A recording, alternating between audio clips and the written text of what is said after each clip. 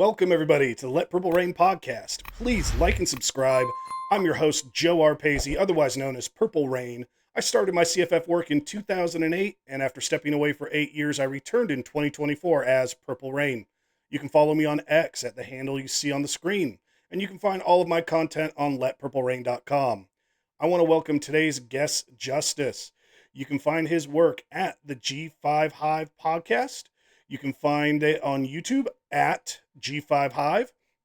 He is also doing work on Devi IDP Grind podcast, which you can find on YouTube at Devi IDP Grind 2061. And you're also a IDP specialist for campus2canton.com, I saw as well. Everyone, you can follow him on X on the handle that you see on the screen. Justice, it's great having you here on the show today. Why don't you tell everyone a bit about the work you do in the CFF industry? Sure. I mean, I've been playing CFF since, I don't know, the early 2000s. I think my longest league went and started year 25 last year. Nice. So been playing for a while. Got in the industry, I guess, I don't know, 4 years ago, I guess. I started with the Devi IDP grind, which is really just focused on college IDP. Um, very niche of the niche, you know. Yes, it is. Um, I started doing work with those guys, and then Campus to Canton asked me to join their staff as the IDP specialist. So I've been there, I guess, 3 years now.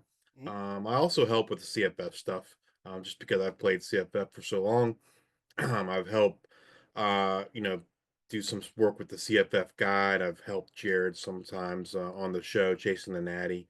And then, oh, a little over a year ago, August of 23, I guess, we started the G5 Hive, which is a podcast focused on G5 college football. And I guess the idea of the show started with my co-host Luke.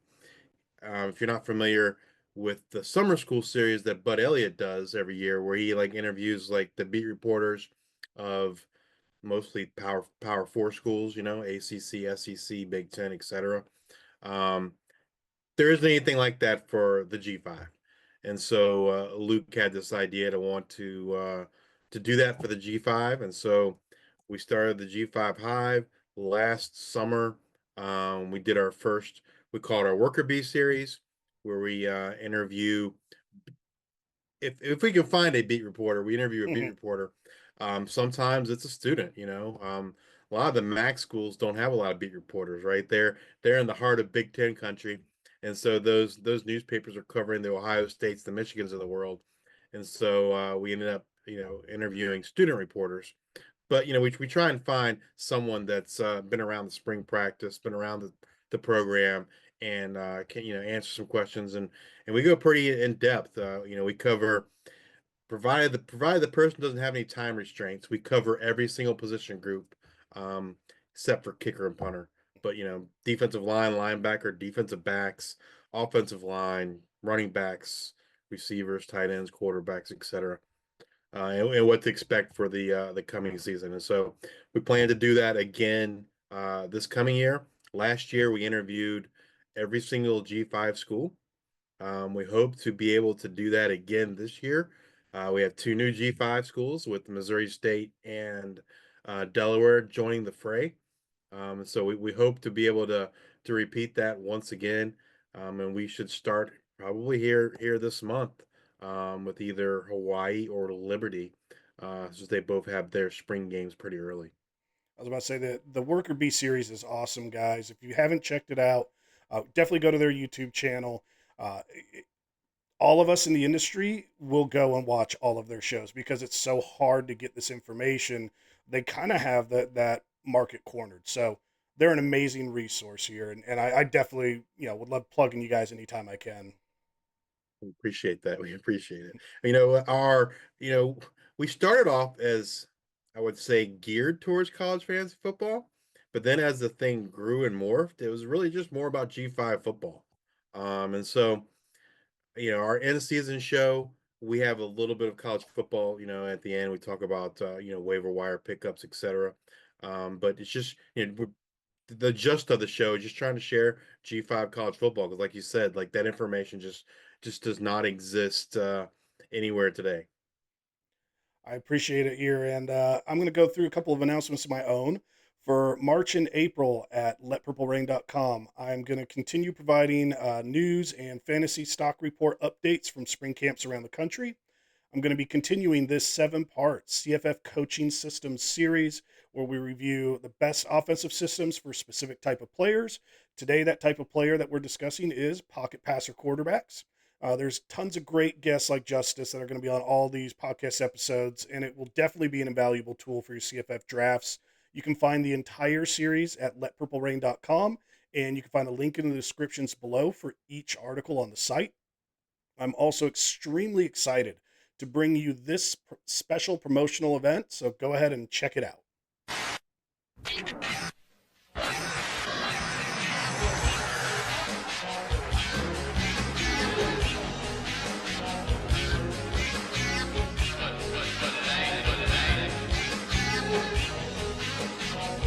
Do you love college football? Do you love fantasy football? My name is Joe Arpasi, and I have just the thing for you. I'm the man behind LetPurpleRain.com, your premier college fantasy football resource. And I'm hosting a 52-man college fantasy football league. World order. The winner of my league is going to take home this custom championship belt provided by this league's sponsor, armchampionshipbelts.com.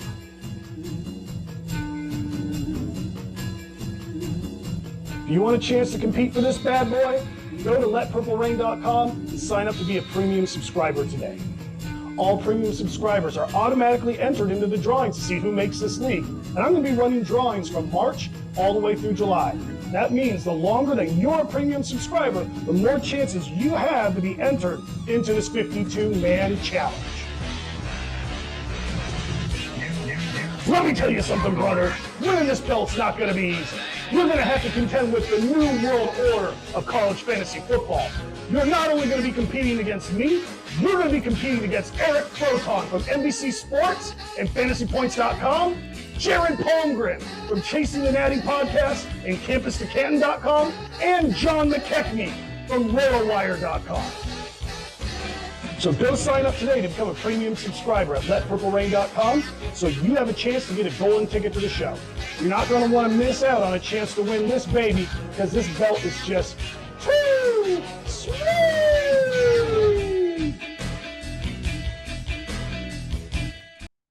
Man, I am so pumped to be hosting the 2025 Battle for the Belt 52-Man League Challenge. Special thanks go out to armchampionshipbelts.com for being this event's sponsor. I'll be doing my first of 6 golden ticket giveaways live here on YouTube on Wednesday, March 19th. If you aren't already a premium subscriber, go sign up today so you can be automatically entered into the golden ticket giveaways. The longer you're a premium subscriber, the more opportunities you have to win a spot in this league.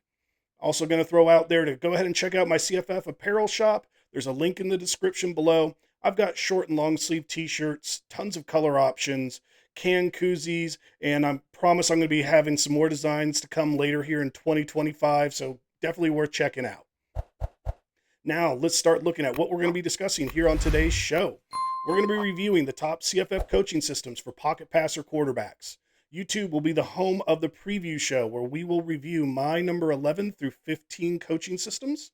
LetPurpleRain.com will be the exclusive home of the top 10 coaching systems.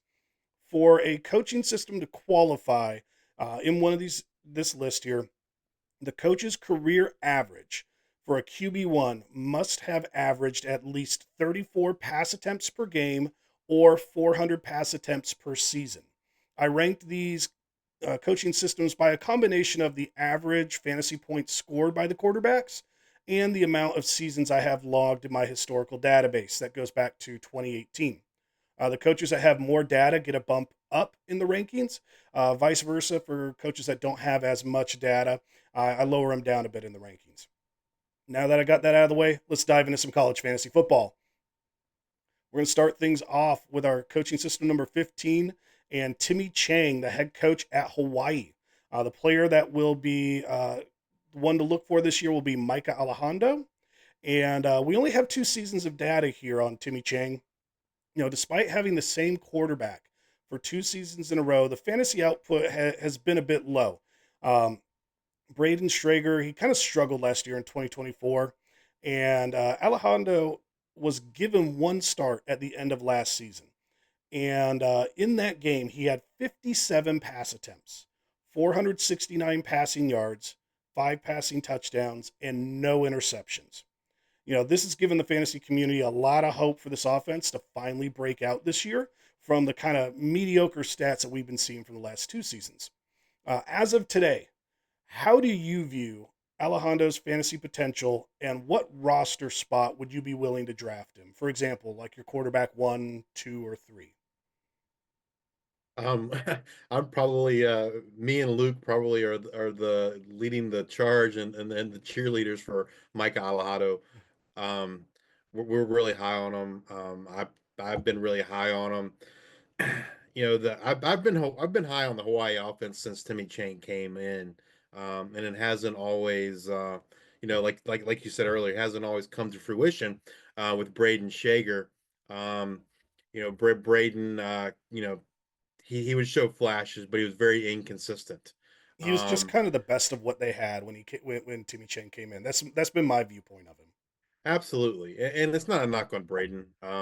He certainly from a fantasy perspective, he certainly had some fine games, but it would seem generally speaking, it would be with his legs. Right, last year we saw him use his legs a lot more, and so he'd have some good fantasy outputs, but it just wasn't what we had hoped or expected from a Timmy Chang offense. Um, and then, like you said, at the end of the year, we get to see Mike Alejado against New Mexico in the last game, and man, like I remember watching that game today, and he looked phenomenal. Um, the kid can sling it. If he was a little bit taller, he wouldn't be at Hawaii. He'd be at Alabama or Georgia or one of the big time schools. Man, he is such a good quarterback. Uh, he reminds me a little bit, and I've heard other people say this too, a little bit of Kyler Murray. Um, Except I think maybe he's a better passer than Kyler Murray. He's left-handed, so obviously that's a little bit different. But he is like you see him; he is really small, um, and that's why he's at Hawaii. But yeah, I mean, we saw that game last year. He looked phenomenal in that game. Um, and I just feel like if we're gonna see the offense we expect under Timmy Chang, it's now is when Alejado at quarterback is when we're gonna see it. Um, I feel like this is, I don't want to say like a make or break year for Timmy Chang, but I feel It like might be. if Yeah. I think the seat's going to be at least be warm, Hmm. right? I don't know that he would necessarily get fired after this season, but I think the seat would be really, really warm. Um, but I have faith in Alejado to kind of really carry this offense. They return pretty much all the receivers.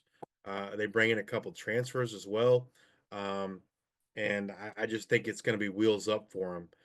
Um, Yeah, I mean, look at, last year the attempts went down to about 403 attempts for Schrager, but the year before he had 525. And so that's the one thing, when you're looking at pocket passers, everybody loves to talk about dual threat quarterbacks, and we've done that episode already here on the show. But high volume passers can still have value in fantasy. yeah. And so we know that there's a huge amount of workload there for him to take advantage of. And seeing some of the early notes coming out of spring camp, I've heard that Alejandro, he's been called the unquestioned quarterback one, is the phrase that I heard. So, I don't know if they've even bothered with announcing he's the starter. I think they're just moving forward like he's a returning starter. And I've even seen comments about like his decision making has sped up. He's getting the ball out of his hand quicker. So I definitely agree. Like he has a bright future here. In terms of like how high up would you draft him? Would he be your QB1, QB2? He'd be a QB1 for me. I mean, I think that's kind of like where I think he's going to end up going in drafts. we took him in the way too early mock draft as our second QB. We took Parker Navarro earlier, but essentially, like where we took him would have been a QB1. Um, but I think I when we took him in that draft, we just wanted to make sure we had the Alejado and Ashlock stack. Um, I would have I would have liked to have seen where he would have gone if we hadn't taken him there. Yeah, Like uh, I I'm a don't bit. know that he would have made it back to us, but I'd have liked to seen if he did. Yeah, I'm a bit. I'm just being a bit hesitant, especially early in the year. We are getting news out of spring camp here, where most of these guys we don't. But I think for me, I would probably wait to take him as a quarterback 3 if he would slip to that point. And I believe in waiting on quarterbacks. That's a big if. I'm not quite at the point I want to draft him as a quarterback 2, but I don't dismiss the idea of doing that as we move through the summer. And a lot depends on your format too. Like, if you're in a 6 point passing touchdown league, he's gonna have way Oh yeah, more he'll shoot value, up.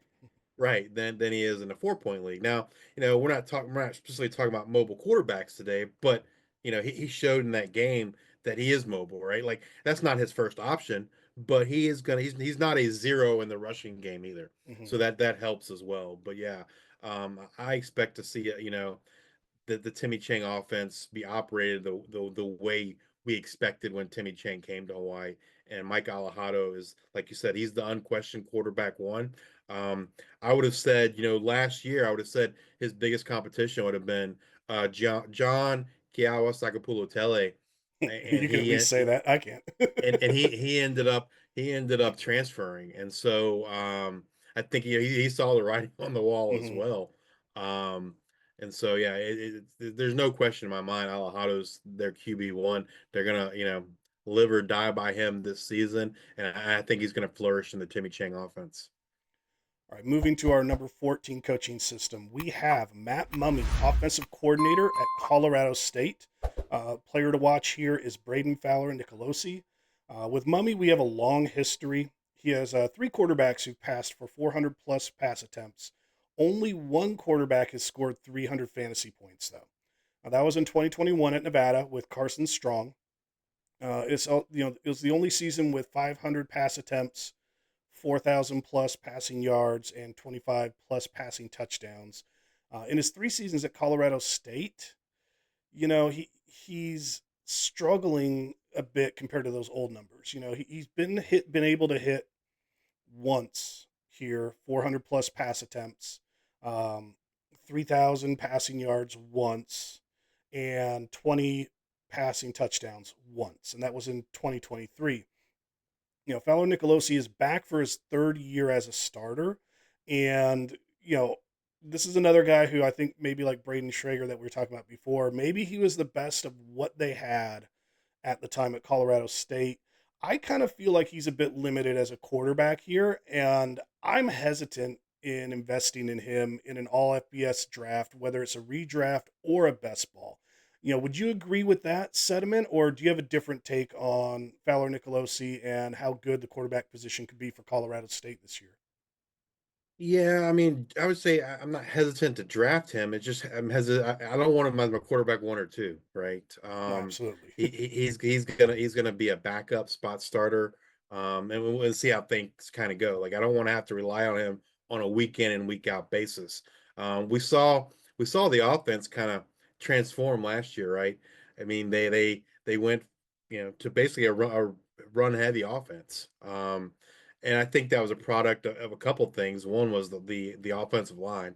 They had a really really good offensive line. I believe they lose their top 2 guys, so we'll see if they're able to replicate that. And they had a stable of good running backs. They lost their top receiver. It, we Yes, they That's a lost big Torrey thing. Horton. They lost Torrey Horton Yep. in season to injury, which hurt. I'm not like super high on them. I like again. Um, he's gonna get you 300-yard games every now and then. I don't know that you're gonna get it every single week. And how He many doesn't touch really. and how many touchdowns too? I mean, the last 2 years he scored 233 fantasy points and 218 fantasy points. And this is a year with a really, really deep quarterback class. That's part of why I'm just hesitant. I'm probably ignoring him in all my drafts because there's just so many other guys out there this year. Yeah, it probably for me, it probably just depends on the cost, right? Like if you can get him later on and take him as a potential upside pick or as a backup, I'm okay with that.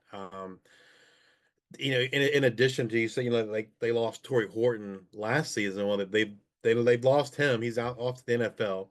Their top, I believe, two receivers from last year in person and Goody are both gone, and so they brought in a ton of transfers. They bring back Lewis Brown.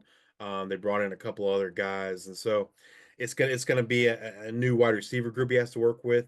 Like I said, their top two linemen have moved on either to the NFL or out of eligibility, have to rebuild that offensive line somewhat. So it'll be interesting to see what shape this offense takes this year.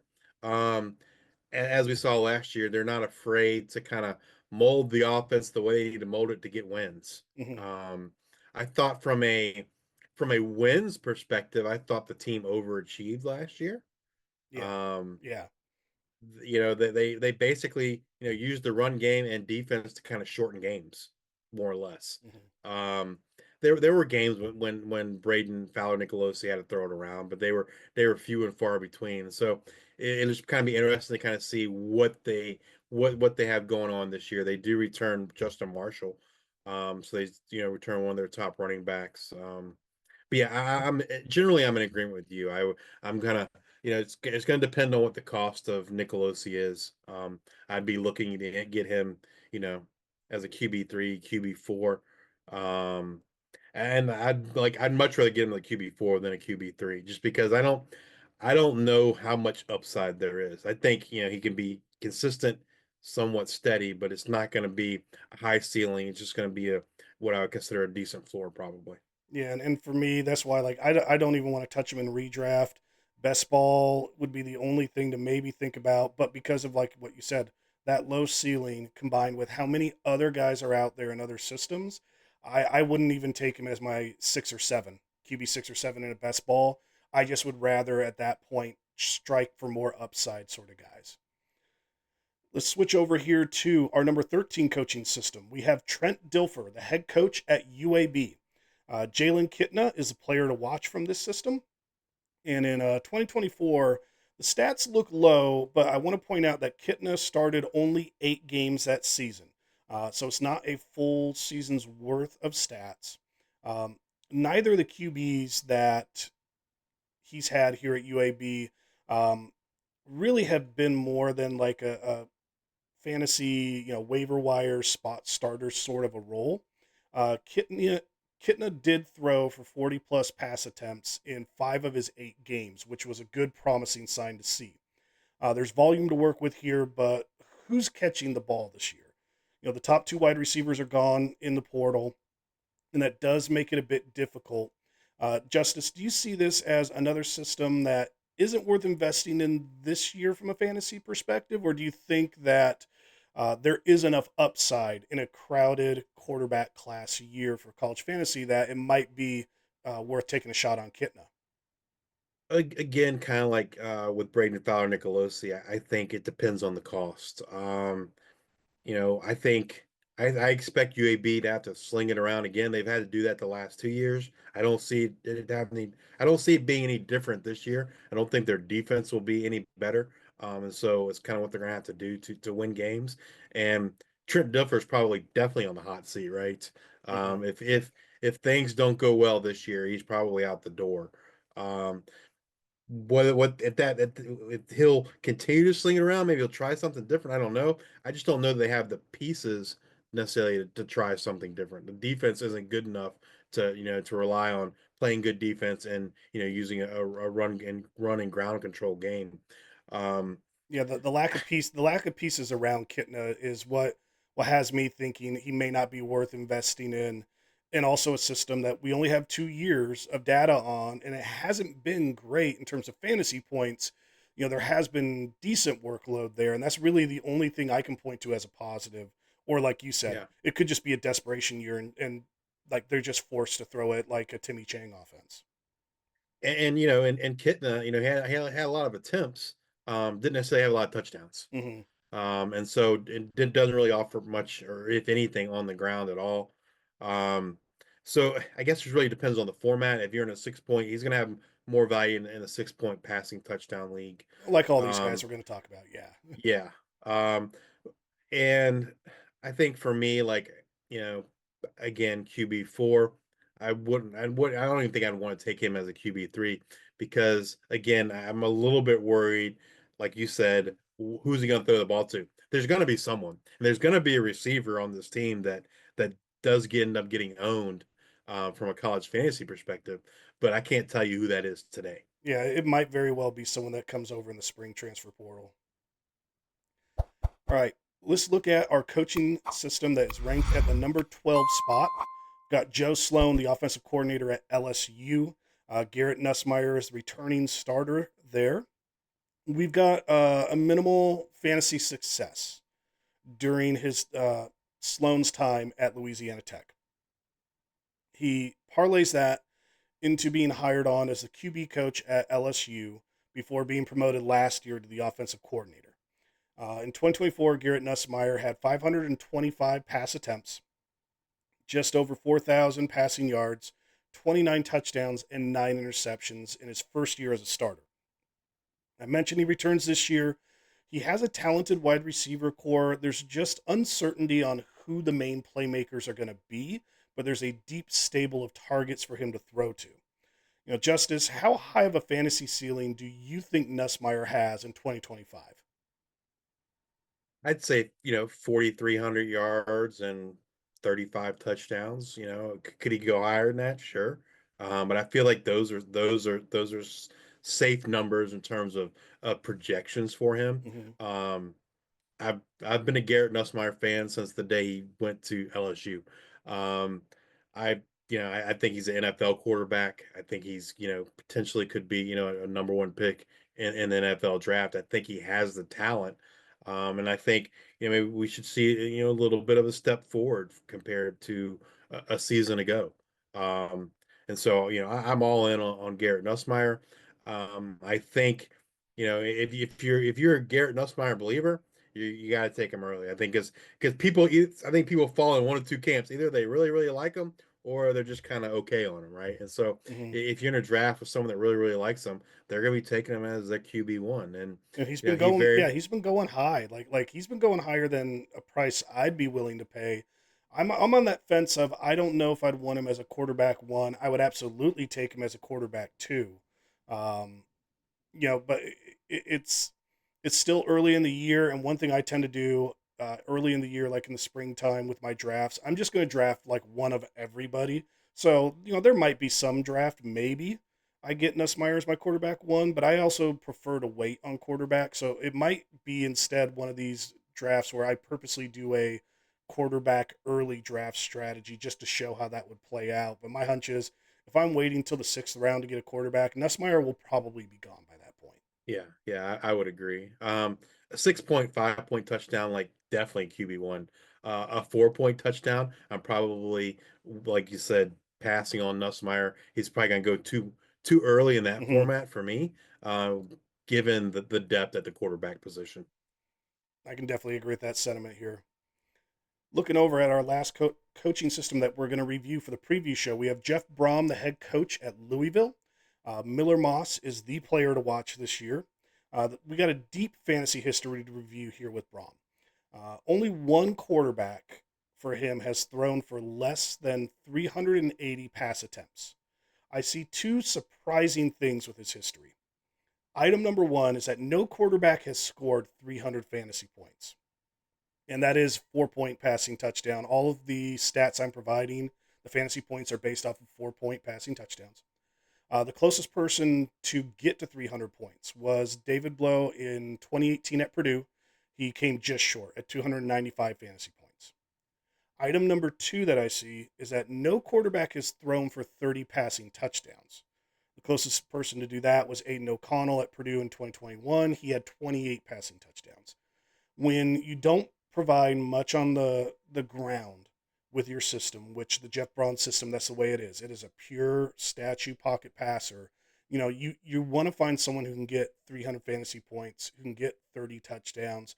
And we all view Braum as a good passing system, but when it comes to the quarterbacks, I did find that interesting as I look through his history, he's not had anyone hit either one of those markers, despite having a career average of 404 pass attempts. And that career average is really being lowered down by the 2019 numbers of 241. So you could definitely say his quarterback's throwing the ball about 450 times, but that fantasy points, and I think it's a correlation to that touchdowns, has been limited because he kind of does like the ground game for scoring. Seeing how those two markers have never been done under Brohm, do you think that we should expect Miller Moss to stay under these numbers, or do you think that he's got a pedigree that he can finally be the first guy to break through all that? Yeah, I don't think he's going to be the first guy to break Hmm. through all that. I think it's going to be more of the same of what we've come to expect. Um, I will say, if there's a positive, I guess I feel like in years past, or maybe if QB wasn't as deep, the Brohm quarterback got really elevated, right? Hmm. And would go higher than maybe I would be comfortable taking him. This year, given all the depth, I think it's opposite. I think he's probably going a little bit later and makes it a little bit more palatable to draft someone like Miller Moss. Um, I don't. Again, I think he has the offense in general has some this consistent high scoring offense, but I feel like the quarterback position is somewhat limited, right? Not Hmm. a super high ceiling, but a really good floor. Um, they return two dynamic running backs, which concern me a little bit, right? Especially from a touchdown perspective. Hmm. Um, but I think Moss can kind of fit the average mold of a Brohm quarterback. Personally, I'd love to have him as a quarterback three. Um, I don't really want him as my QB1 or QB2. Yeah, and looking at how there's that limited upside, he may not be. Some people like the idea of Miller Moss in a best ball. I was mentioning before, sometimes I'm going to shoot for high upside, or when I want some stability, I'm going to Yes. grab it from my higher up picks, my QB1 through 3. And I kind of see Brohm falling in between those two things. Like, not quite the upside to be one of my top 3 quarterbacks, or excuse me, not the high enough floor to be one of my first 3 quarterbacks, but also just not a high enough upside to be someone that I'm going to take a little more risk on later on. Um, I kind of view like he might not be bad as a guy if you're running a redraft league, you have to start 2 quarterbacks, and if you want just a guy who can be a safer guy that you can throw out just a couple times of the year when he's got a good matchup, I think that might be a good fit. But because you can always drop him later on too if you're in a redraft league. But a best ball, you're hanging on to him all year, and I mean, at best, he might just be a guy that, hey, one of your top guys got hurt, a bunch of your risky flyer plays didn't pan out, and you're just kind of stuck with like he's just the best of what's left. That's kind of the way I think I see him as a best ball asset. Do you have Yeah. any other items you want to throw in there, whether it's redraft, best ball, and kind of how you see Moss for this year? I mean, I think in best ball, he's the perfect safe option. So if you went really risky, with your first couple quarterbacks, maybe he's someone that you're going to take. Hey, he's safe. He's going to be the starter. He's going to produce X, week in and week out. Might not be the best, but it's going to be decent. That's kind of how I would characterize him. Gotcha. And I want to thank everybody for watching the CFF Coaching Systems Pocket Passer QBs preview show here on the Let Purple Rain podcast. Please like and subscribe if you haven't already. This is the second of a 7-part series on CFF coaching systems. I've said it before, I'll say it again. I think this is going to be an invaluable tool for your CFF drafts. You can find the entire series at letpurplerain.com. Links are in the description below for each article, and I'm going to continue having amazing guests like Justice here throughout this whole series of the podcast. And I want to thank you, Justice, for being on the show today. Once again, you can find his work at the G5 Hive podcast on YouTube at G5 Hive, the Devi IDP Grind podcast on YouTube at Devi IDP Grind 2061, as well as his IDP specialist articles over at campustocanton.com. And you can follow him on X at the handle that you see on the screen. Justice, outside of the Worker Bee series, do you have any other plans for what you have coming out for the rest of March or April, or is it just going to be diving straight into those and going nonstop until the fall? We are working on some player interviews too, so we hope to have some player interviews. Those are just a lot easier to get in the off season, right? So we're working on some player interviews, but our big focus is the worker bee series, and starting, I guess, end of April, 1st of May, we'll be going full bore with that. We have, just to kind of keep pace, we end up having to do 3 to 5 interviews a week. So yeah, that keeps us pretty busy. All right, I want to thank everybody here for reading and watching at letpurplerain.com and here on YouTube. You guys are the reason I can keep doing this work. Your support means more than you know. I'm extremely grateful, guys. I want to send a special thank you to one of my new premium subscribers, Joseph Camp.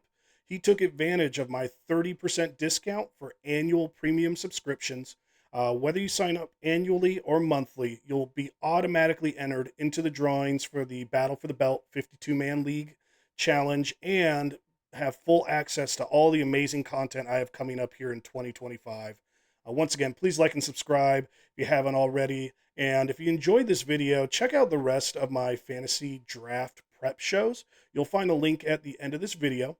And thank you so much for joining the Let Purple Rain podcast. Your CFF reign starts here.